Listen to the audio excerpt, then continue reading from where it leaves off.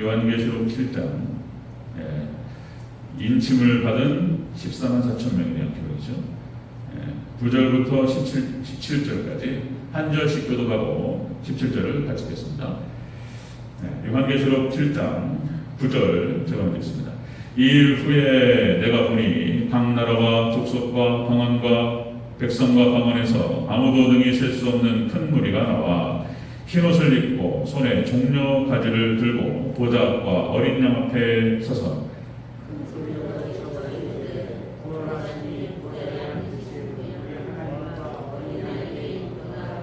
모든 천사가 보좌와 장로들과 내 생물의 주위에 서 있다가 보좌 앞에 엎드려 얼굴을 대고 하나님께 경배하여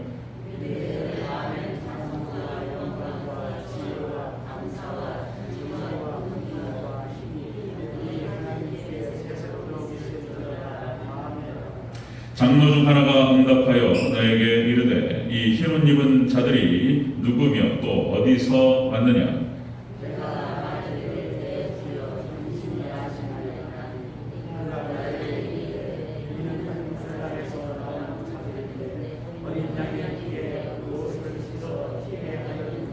그러므로 그들이 하나님의 보좌 앞에 있고 또 그의 성전에서 밤낮 하나님을 섬기매 보좌에 앉으시니가 그들 위에 장막을 치시리니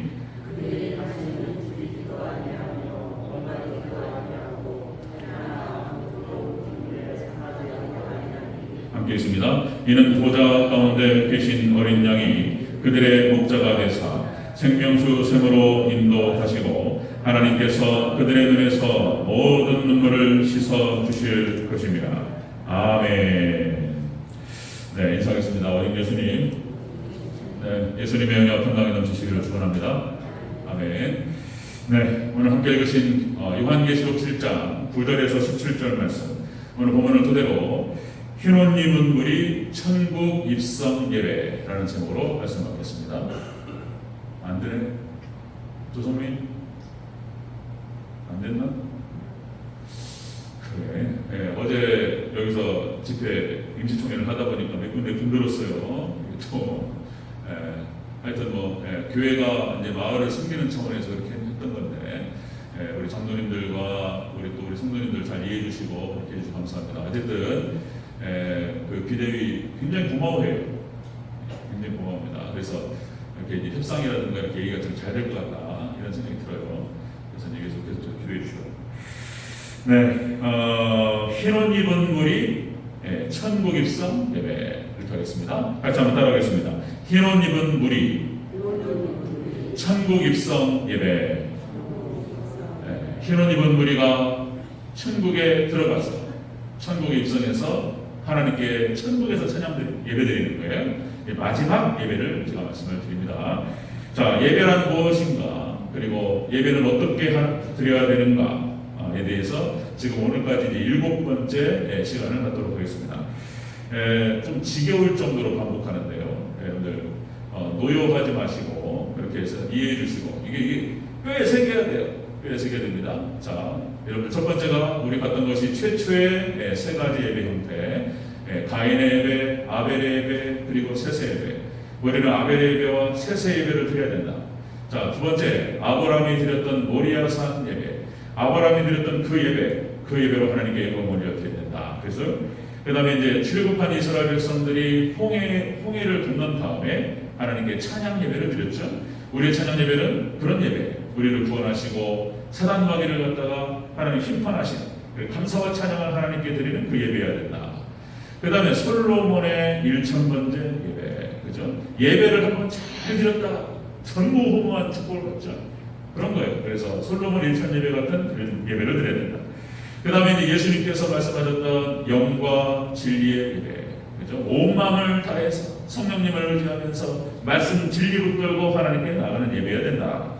그 다음에 우리가 지난 시간에 살펴봤던 계시록 두중인 예배, 이 두중인 예배는 마지막 종말의 때 말씀을 회복하는 예배고, 그 다음에 회개의 예배고, 그리고 구별시키는 예배다 그랬습니다. 예배로 갈라지게 될 것이다. 그래서 여러분들 우리가 목숨을 다하고 마음을 다하고 목숨을 다하고 뜻을 다해서 하나님을 사랑하고 하나님께 경배하는 우리 성도님들 되시기를 축원합니다. 자, 마지막에 이제 7번째 천국 예배입니다. 천국 예배. 천국 예배는 자, 흰옷 입은 무리가 천국에 입성해서 하나님께 드리는 예배가 될 것이다. 이런 얘기예요. 자, 그 내용들에 대해서 자세히 한번 살펴보도록 하겠습니다. 자, 흰옷 입은 무리 천국 입성 예배. 첫 번째, 흰옷을 입고 예배하게 됩니다. 흰옷을 입고 예배하리라. 자, 우리 9절과 10절을 같이 읽겠습니다. 9절과 10절 시작. 이 일 후에 내가 보니 각 나라와 족속과 백성과 방언에서 아무도 능히 셀 수 없는 큰 무리가 나와 흰옷을 입고 손에 종려가지를 들고 보좌 앞과 어린 양 앞에 서서 큰 소리로 외쳐 이르되 구원하심이 보좌에 앉으신 우리 하나님과 어린 양에게 있도다 하니. 아멘. 자, 흰옷 입은 무리가 천국에 입성해서 드리는 예배는 첫 번째가 흰옷을 입고 드린다는 거예요. 흰옷을 입고. 마태복음 예수님께서 말씀하실 때 흰옷 예복을 안 입었단 말이에요. 안 된다. 흰옷을 입고 하나님께 예배를 드릴 것이다. 이것은 이것도 상징적인 얘기인데요. 이것은 거룩한 자들의 예배라고 하는 것입니다. 거룩한 자들, 이제 하나님 백성들, 거룩함을 입은 백성들이 천국에 입성해서 흰옷을 입고 하나님께 예배를 드릴 것이다. 이 흰옷이라고 하는 것은 거룩을 말하는 것이고 정결함을 상징합니다. 자, 그렇게 해서 손에 종려 가지를 들고 예배를 드립니다. 종려 가지가 무엇을 상징한다고요? 종려 가지가 예수님께서 예루살렘에 입성하실 때, 그때 당시 이스라엘 백성들이 종려 가지를 흔들면서 자기 겉옷을 벗어서 쫙 바닥에 깔았어요. 나귀가 그걸 밟고 쫙 지나가면서 찬양을 받았습니다. 종려 가지는 승리를 상징합니다. 그래서 거룩한 백성들이, 승리한 백성들이 그렇게 하나님께 거룩하게 예배를 드리게 되는 것이다. 자, 여러분들, 예수님께서는 바로 거룩하신 분이다. 요한계시록 1장 13절 14절에서 예수님의 모습이 나와요. 우리가 계시록 살펴가면서도 살펴봤지만, 자, 촛대 사이에 인자 같은 이가 발에 펴진 옷을 입고 가슴에 금띠를 띠고 그 머리와 털의 희기가 흰 양털 같으며 그의 눈은 불꽃 같고. 예수님께서 나타나셨어요. 이제 심판주 예수님이시죠. 예수님께서는 거룩하신 분이고, 이제 우리는 그 거룩하신 예수님을 많이 닮아 있는 거룩한 백성으로 천국에 들어가서 우리 삼일체 하나님께 영광을 올려드리게 될 줄로 믿습니다. 흰옷 입은 무리가 천국에 입성해서 드리는 예배는 거룩한 예배, 거룩한 자들의 예배가 될 것이다 라고 하는 것입니다. 자, 여러분들, 계시록 전체는 대환란에 초점을 맞추고 있습니다. 대환란. 그래서 7인 7나팔 7대접이 길게 기록이 돼요. 자, 대환란에 초점을 맞추고 있는데 또 한 가지의 초점은 뭐냐면 천국에 초점을 맞추고 있어요. 요한계시록 자체가. 그래서 여러분들 6장의 인재앙, 제가 이제 저희가 대접재앙인가요? 그걸 진행하다 잠깐 멈췄는데, 그러니까 요한계시록 6장에 인재앙이 나오고요, 8장 9장에 나팔재앙이 나오고요, 또 건너뛰어가지고 16장에 대접재앙이 나와요. 그러니까 이 요한계시록의 구조 자체가 이게, 그러니까 그때 말씀드렸죠? 퍼즐을 놓고 섞어버렸어요. 그냥 이게 문법도 안 맞고 전혀 엉망진창이에요. 그러니까 그 요한계시록을 이거를 제대로 본다는 것이 어려운 거예요. 그래서 진짜 여러분들 양자역학이에요. 양자역학. 알 수가 없는 거예요. 알 수가 없는 세계인 거예요. 우주 만물과 우주 만물의 모든 만물이 양자역학으로 진행이 되었다는 거예요. 창조가. 이게 지금 이것이 마지막 21세기가 되니까 딱 지금 해석이 되는 거예요. 자, 그런데 그 사이사이에 천국 얘기가 나와요. 6장에 인재앙이 나오고 7장이 천국이에요. 4장 5장이 천국이고 6장이 인재앙이고 7장이 천국이에요. 오늘 본문 얘기예요. 자, 그 다음에 8장 9장이 재앙이 나오고 그 다음에 10장과 14장 15장이 천국 얘기예요. 그 다음에 16장이 대접장이에요.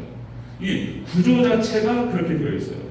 고난과 환난이 있고, 그 다음에 천국을 통해서 하나님께서 위로하시고, 또 고난과 환난이 있고 천국이 들어오고, 이런 구조로 되어 있다는 것입니다. 자, 여러분들, 오늘 본문 7장은 그렇게 해서 최후 대환난을 통과한 백성들이 하나님께, 자, 14만 4천이 하나님께 영광을 올려드린 것입니다. 14만 4천은 구약의 12지파와 신약의 12사도, 그 다음에 거기에 천을 곱한 거예요. 14만 4천이 하나님께 찬양을 드립니다. 자, 다니엘서 9장 24절 70일에가 나와요. 다니엘서 9장 24절에 70일에 이 70일에는 자 이렇게 나옵니다. 내 백성과 거룩한 성을 위하여 이른 이래를 기한으로 정하였나니 여러분 70일에가 거의 다 끝났어요. 마지막 이 70일에 69일에가 끝났고 마지막 한 일회가 남아있습니다. 7년이 남아있어요. 마지막 종말 때 진행될 것인데요. 그 7년 대환란이 딱 끝나게 되면 이렇게 기록됩니다. 자, 허물이 그치며 죄가 끝나며 죄악이 용서되며 영원한 의가 드러나며 환상과 예언이 응하며 지극히 거룩한 이가 기름 부음을 받으리라. 하나님께서 다니엘을 통해서 70일에를 말씀하시면서 70일에는 하나님의 구원 달력이에요. 제가 언급을 이렇게 해나가다가 또 70일에 대해서 자세히 설명을 해야 돼요. 여러분들 종말론에서 70일에가 굉장히 어려워요. 여기서 70일에 그 다음에 이제 1260일, 1290일, 1335일 이런 구조들이 어려워요. 제가 또 여러 번 반복해서 말씀을 드릴 거예요. 자, 어쨌든 여러분들 6월절 자 7대 절기가 나온단 말이에요. 6월절 예수님의 십자가, 그 다음에 무교절 무덤에 들어가시고, 초실절 예수님 부활하시고 3일 만에, 그 다음에 여러분들 50일이 지난 다음에 오순절이 와요. 맥주절 성령께서 임하시고, 그 다음에 4개월이라고 하는 농사기간이 진행됩니다. 이때는 햇빛이 강렬하게 비쳐요. 농사도 일반 농사도 마찬가지죠. 벼도 마찬가지고 과일도 마찬가지고 햇빛이 강렬하게 비쳐요. 따가워요. 그런데 그 빛이 비쳐야 이거요. 고난이 있어야 있습니다.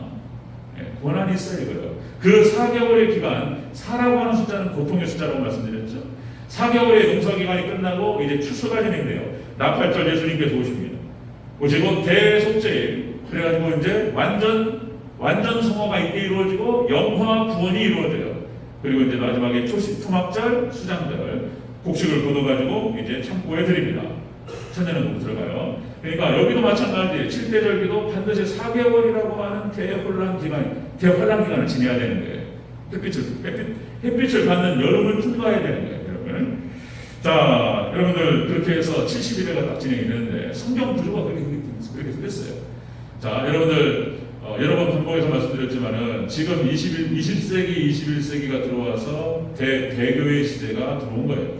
지금이 라오디게아 교회 시대라고 말씀을 드렸습니다. 그래서 민주주의, 타원주의, 세속주의로 타락하는데, 자, 여러분들 교회 역사, 2000년 교회 역사가 그렇게 흘러가요. 사도 시대, 교부 시대, 그리고 천년의 중세 암흑 시대 타락하죠. 종교 개혁을 통해 가지고 다시 초대교회로 돌아가자 이런 거예요. 그리고 그 개혁을 완벽하게 이루고자 했던 자들이 바로 종교개혁시대 이후에 나타났던 청교도 시대. 그래서 1650년에서 1800년, 150년. 자, 이런 얘기를 계속 반복하는 이유가 여러분들이 이제 아셔야 돼요.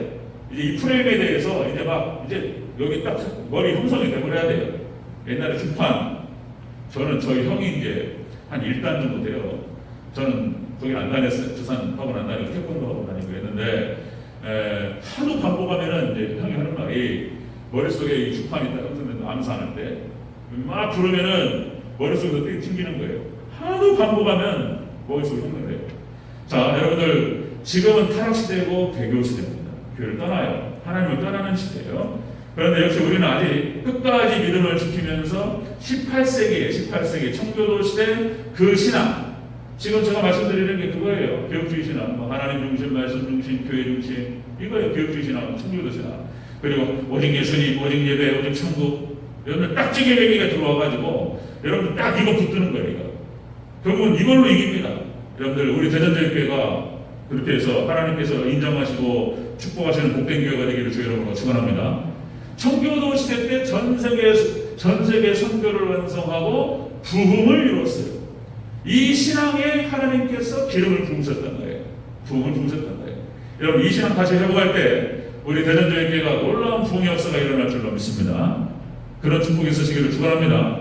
자, 이 땅에서는 그렇게 예배를 드려요. 그러나 우리는 천국 가서 똑같이 흰옷 입은 무리가 천국에 입성해가지고 거룩한 자들의 예배를 드리게 될 것이다.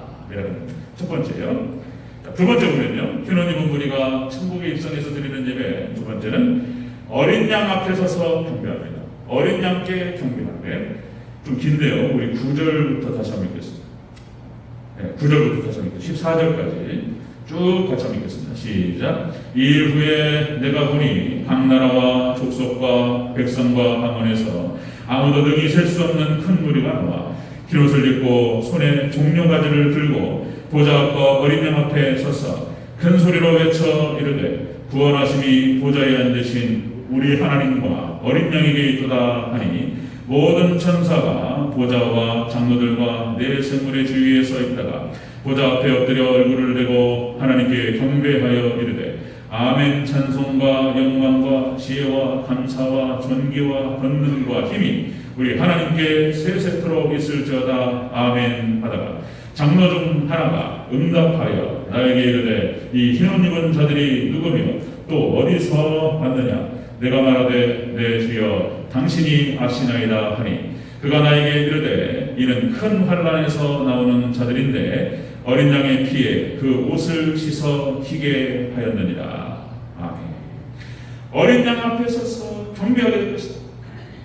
흰옷 입은 무리가 천국에 들어가서 천국에 입성해서 거룩한 예배를 드리고 그 다음에 두 번째 어린 양 앞에 서서 하나님께 찬양하면서 그러니까 예수님의 십자가 구원에 대한 감사와 찬양 예배를 드리는 겁니다. 자, 다시 말씀드리면 천국에서는 헌신 예배가 없어요. 그런 결단이 없어요. 이제 끝났어요. 들어가면 오직 감사와 찬양 예배만 있습니다. 여러분들 우리가 헌신을 이 땅에서 결단하지만 여러분들 오직 하나님과 어린 양 앞에 정말 감사와 찬양을 많이 드리는 우리 대전들께 되기를 축원합니다. 천국 가서는 감사와 찬양 예배 14절 큰 환난에서 나오는 자들이 어린 양의 피에 그 옷을 씻어 희게 한 자들이 구원하심이 보좌에 앉으신 우리 하나님과 어린 양께 있도다. 찬양 그래서 많이 했으면 좋겠는데 우리는 결국 천국 가서 감사 예배를 드리고 찬양 예배를 드리게 될 것이다 라고 하는 것이죠. 우리는 오직 자랑할 것은 예수님의 십자가 보혈의 피공도밖에 없는 줄로 믿습니다. 예수님의 피만을 감사하면서 찬양하는 거예요. 고린도전서 1장 18절 자 사도 바울이 얘기하죠. 십자가의 도가 멸망하는 자들에게는 미련한 것이요 자 구원을 받은 우리에게는 하나님의 능력이라. 우리는 십자가 피공로를 통해서 우리가 구원받고 우리가 축복받는다. 자 그래서 사도 바울은 이 십자가만을 알기를 원했고 십자가만을 자랑하기를 원했다. 그래서 자신의 일생을 다 바치고 인생을 쥐어짜가지고 이 십자가만을 선포했어요. 네? 고린도전서 2장 2절 내가 너희 중에서 예수 그리스도와 그의 십자가에 못 박히신 것 외에는 아무것도 알지 아니하기로 작정하였습니다. 그리고 자신의 인생을 이 십자가를 선포하고 그리고 몸되신 교회를 위해서 자신의 인생을 갈아서 바쳤어요. 자 이제 이 길을 따라가는 우리 하나님의 백성들은 결국 우리는 천국 가서 예수님의 십자가의 그 은혜에 감사하면서 찬양하게 될 것이다. 이런 얘기예요. 골로새서 1장 20절 그의 십자가의 피로 화평을 이루사 만물 곧 땅에 있는 것들이나 하늘에 있는 것들이 그로 말미암아 자기와 화목하게 되기를 기뻐하십니다. 예수님의 십자가로 모든 것이 화해되고 하나님과의 사이가 화목되고 인간 사이가 화목되고 예수님의 십자가로 싹 해결해버리는 거예요. 예수님만을 찬양하면 되는 것이다. 히브리서 12장 2절 믿음의 주여 온전하게 하시는 이 예수를 바라보자. 그는 그 앞에 있는 기쁨을 위하여 십자가를 참사 부끄러움을 개의치 아니하시더니 하나님 보좌 우편에 앉으셨느니라. 우리도 예수님 가셨던 그 십자가계를 따라가 하나님 백성들 그죠? 십자가계를 따라가고 울면서 따라가요. 그러나 우리는 예수님께서 가셨던 그 길 예수님께 십자가를 참고 부끄러움을 개의치 아니하시고 그렇게 십자가 사역을 완성하셨습니다. 그리고는 하나님 우편에 앉아 계시는 줄로 믿습니다. 아멘. 우리도 동일하게 그 십자가를 따라갈 때 여러분들 하나님의 우편에 설 줄로 믿습니다. 아멘. 그리고 천국 가서 그렇게 하는 거예요. 이제 거룩하신 하나님, 네? 그렇죠? 거룩한 옷을 입고 거룩한 자들이 하나님께 예배드리는 거예요. 그 예배는 감사 예배가 될 것이고 찬양 예배가 될 것이다. 그런 얘기 오늘 우리 9장 얘기가. 자 마지막입니다. 흰옷 입은 우리 천국 입성 예배. 자, 이 예배를 드리는 자들은 큰 환난에서 나오는 자들이다라고 했습니다. 자, 큰 환난에서 나와서 드리는 예배다. 자, 다시 한번 읽습니다. 우리 13절, 14절 다시 한번 읽습니다. 시작. 장로 중 하나가 응답하여 나에게 이르되 이 흰옷 입은 자들이 누구며 또 어디서 왔느냐. 내가 말하기를 내 주여 당신이 아시나이다 하니 그가 나에게 이르되 이는 큰 환난에서 나오는 자들인데 어린 양의 피에 그 옷을 씻어 희게 하였느니라. 아멘. 자, 이 예배자들 천국에 입성해서 흰옷을 입고 하나님께 예배드리는 이 자들은, 이 사람들은 큰 환난을 통과한 자들이다.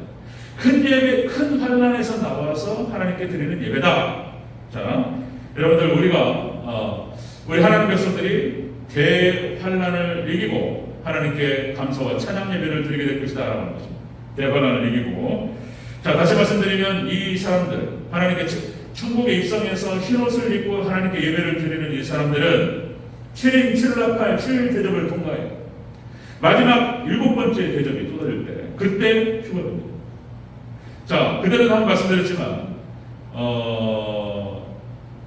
세대주의 전천전설이라고 얘기하죠. 세대주의 전천전설. 전 세계가 지금은 거의 통합이 됐어요. 세계가 4대 학파로 나뉘어가지고 딱 싸웠다니까요. 4대 학파로. 자, 그러니까 세대주의 전천전설, 역사적 전천전설, 무천전설, 그 다음에 후천전설. 4개 학파가 이 계시록을 보는 관점이 달라가지고 이게 막 사단이 역사한 거예요. 이것도 사단이 혼란을 주는 거예요. 알 수가 없도록 해버렸어요. 그런데 지금 21세기가 딱 들어오면서 정리가 되어버렸어요.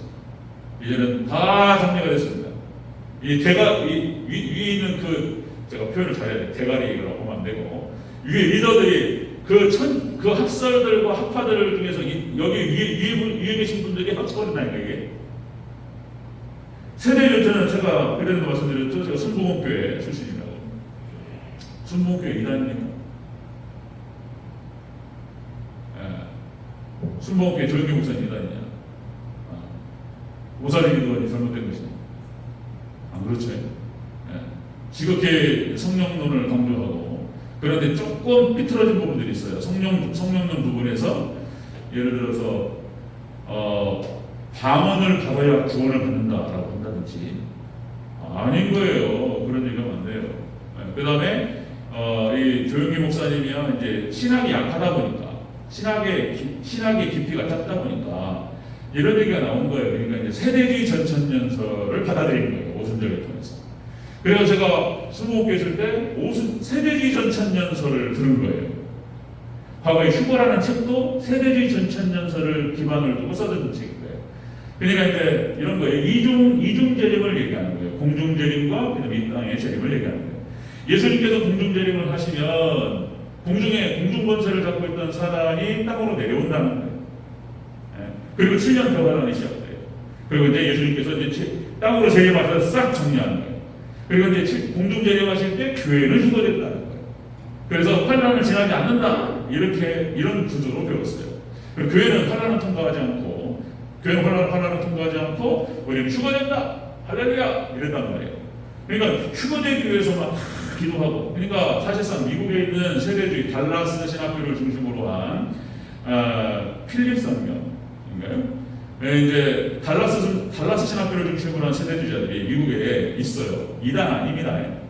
세대주의 종말론을 바라보는 관점이 조금 차이가 있을 뿐이에요. 근데 세대주의자들이 굉장히 견고해요. 굉장히 견고합니다. 왜냐하면 자기 휴거돼야 되기 때문에 이 종말론에 따라서 이 신앙이 달라져요. 여러분들 굉장히 깊이 이해해야 돼요. 그러니까 공중적인 예수님 하실 때 나는 휴거돼야 돼. 이 땅에 남는 순간 이제는 순교를 각오하고 믿음을 지켜야 돼요. 이게 얼마나 뜨거운지 모릅니다. 세대주의 전천전설이 그 오순절이 뜨거워요. 그래서 막 기도하고 막 휴거되기 위해서 막 뜨겁게 해요. 그런 차원에서 봤을 때는 세대주의 전천전설도 괜찮은 거 아닌가 이런 생각도 드는데, 그런데 오류가 있는 거예요. 오류를 지금 봐야 돼요. 자, 여러분들 성경에서는, 성경 전체는 교회가 하나님 백성들이 대환란을 통과하지 않고 휴거된다 그렇게 보지 않아요. 우리 교회도 하나님 백성들도 환란을 통과한다라고 기록하고 있어요. 마태복음 24장과 25장 다 마찬가지고요. 24장이 대환란이에요. 징조고 하나님 백성들이 하나는 가고 하나는 남고 막 이런 거예요. 양과 염소로 갈라지고 막 이런 거예요. 그러니까 대환란을 통과하면서 하나님께서 한 번 시험하시는 거예요. 믿음을. 대환란을 통과합니다. 성경 전체가 그것을 얘기하고 있어요. 계시록도 환란 통과 안 한다 그러면 안 되는 거예요. 그럼 다 통과해요. 자, 다니엘서 12장 1절 근거를 제가 좁힙니다. 다니엘서 12장 1절에서 그때에 네 민족을 호위하는 큰 군주 미가엘이 일어날 것이요 큰 환란이 있으리니 이는 개국일에 없던 환란일 것입니다. 개국일에 없던 환란을 이스라엘 백성들이 통과해야 돼요. 그다음 마태복음 24장 21절 이는 그때 큰 환란이 있겠습니다. 창세로부터 지금까지 이런 환란이 없었고 후에도 없으리라. 창세 이래로 없던 환란을 통과해요. 마태복음 24장에서 교회를 말하는 거예요. 교회. 하나님 백성. 환란을 통과합니다. 자, 계시록 1장 9절. 계시록 1장 9절에서 나 요한은 너희의 형제요 예수님의 환란과 나라와 처음에 동참하는 자라. 예수님의 환란과 나라에 동참한다는 거예요. 요한이. 그러면서 이는 자, 하나님의 말씀과 예수님을 증언하였으므로 말미암아 하나님의 말씀을 증거하고 예수님을 증거했으므로 말미암아서 반모라는 섬에 있었더니 예수님을 증거하고 말씀을 증거했다는 이유로 반모섬에 유배되었단 말이에요.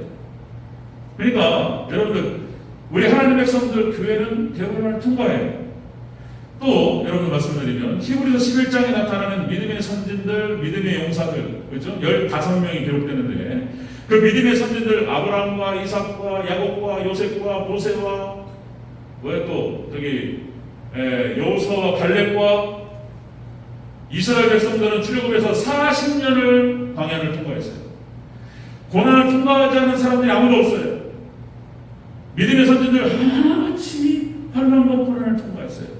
모세도 마찬가지고 이스라엘에서 40년 통과하고 갈렙과 여호수아는요 전쟁을 했어요. 전쟁. 하나님 나라 들어갈 때 그냥 막 웃으면서 노래 부르면서 들어가지 않습니다. 이스라엘 백성들이 전쟁을 치르고 가나안 땅에 들어가는 거예요. 다윗도 일생이 고난의 일생이었어요. 그 고난을 통해서 새벽 예배 때 좀 말씀을 나누고 있지만 고난을 통해서 연단을 통해서 기도가 깊어지고 그렇죠? 그리고 뭡니까? 준비가 되는 거예요. 믿음이 준비가 되면서 하나님께서 그 고난을 통해서 지경을 넓히시고 그렇죠?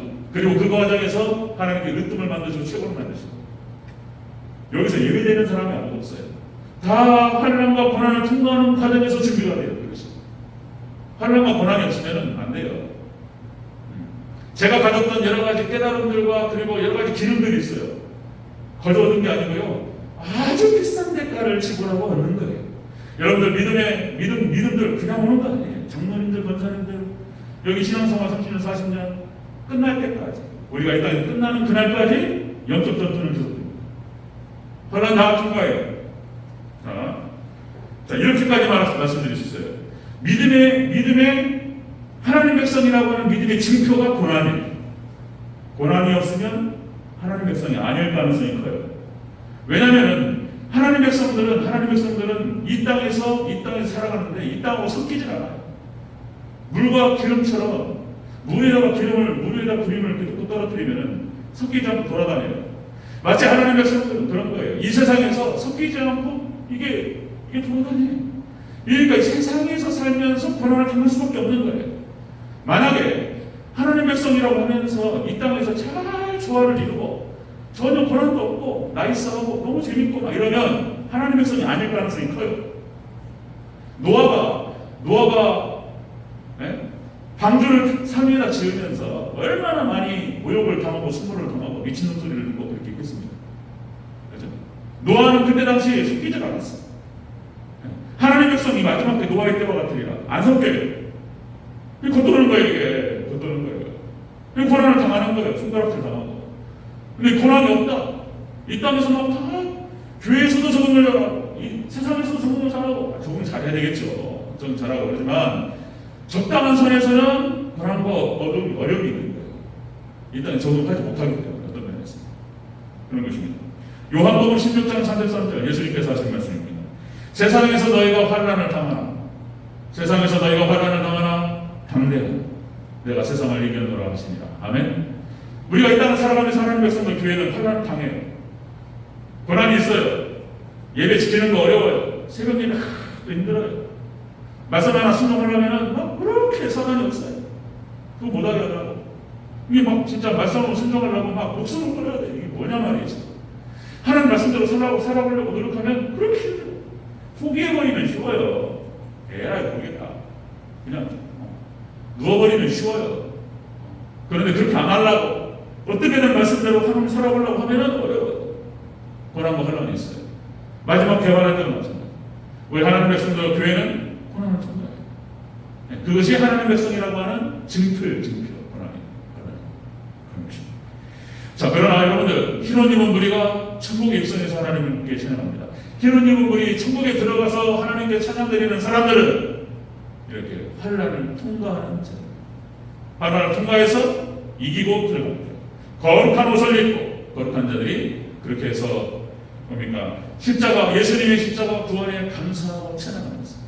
네, 그렇게 해서 대환난을 이기고 하나님께 찬양하고 영광 올려드리게 될 줄로 믿습니다. 마지막 예배는 그런 것이다. 그래서 여러분 이 땅에서 어려움이 있고 환난이 있을 수 있습니다. 그게 하나님, 다시 말씀드리면 하나님 백성이라고 하는 증거예요. 증거. 저도 앞으로도 지금까지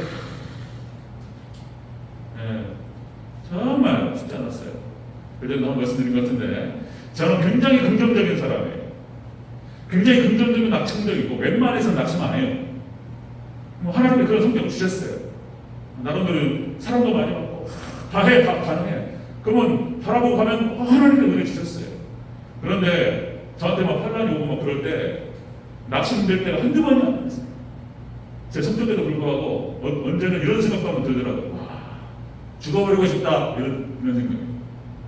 너무 힘드니까 막 완전히 하나님께서 낮추시는데 저를 막 주변주변 밟으시고 한 번은 그런 생각이 들었다니까 진짜.